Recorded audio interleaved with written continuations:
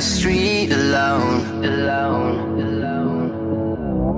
Her head was down, face locked onto the phone.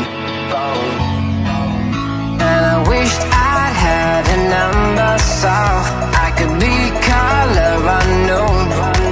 And then I tell her, look into my eyes and never let